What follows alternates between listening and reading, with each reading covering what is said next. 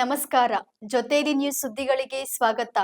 ಕರ್ನಾಟಕದ ನಿಯೋಜಿತ ಮುಖ್ಯಮಂತ್ರಿ ಡಿಕೆ ಶಿವಕುಮಾರ್ ಅವರು ಆರ್ಸಿಬಿ ತಂಡವು ಸತತ ಐಪಿಎಲ್ ಚಾಂಪಿಯನ್ಶಿಪ್ ಗೆಲುವು ಸಾಧಿಸಿದ್ದಕ್ಕಾಗಿ ಅಭಿನಂದಿಸಿದ್ದಾರೆ. ಐಪಿಎಲ್ ಫೈನಲ್ ಅನ್ನು ಬೆಂಗಳೂರಿನಿಂದ ಅಹಮದಾಬಾದ್ಗೆ ಸ್ಥಳಾಂತರ ಮಾಡಿರುವುದು ಅನ್ಯಾಯ ಎಂದು ಅವರು ತೀವ್ರ ಅಸಮಾಧಾನ ವ್ಯಕ್ತಪಡಿಸಿದ್ದಾರೆ. ಕರ್ನಾಟಕದಲ್ಲಿ ಫೈನಲ್ ಆಗಬೇಕಾಗಿತ್ತು. ನಾವು ಅದಕ್ಕೆ ಅನುಮತಿಯನ್ನ ಕೊಟ್ಟಿದ್ದು. ಆದರೆ ಅವರು ಗುಜರಾತ್ನವರು ತಂದೆ ಆದಂಥ ಪ್ರಭಾವ ಬೀರಿ ನಮ್ಮಿಂದ ಕಿತ್ಕೊಂಡಿದ್ದಾರೆ.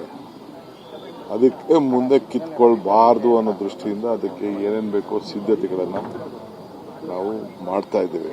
ಅದಕ್ಕೊಂದು ಟೈಮ್ ಹಿಡಿತದೆ.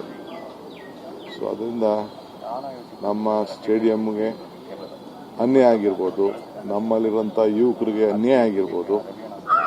ಸೊ ಆದರೆ ನಮ್ಮ RCB ಕರ್ನಾಟಕದ ಹೆಸರಿನಲ್ಲಿ ಏನು ನಮ್ಮ ಸ್ಟೇಟು IPL ಇದೆ, ಭಾಳ ಚೆನ್ನಾಗಿ ಆಡಿದ್ದಾರೆ.